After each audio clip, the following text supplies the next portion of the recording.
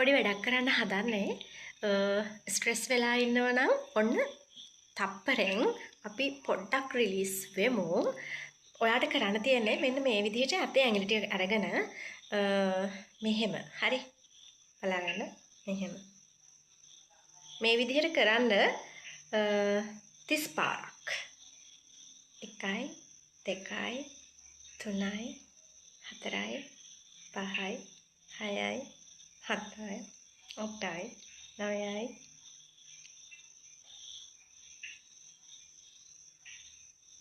ඉතින් මෙන්න මේ විදිහට 30 පාරක් කරන්න.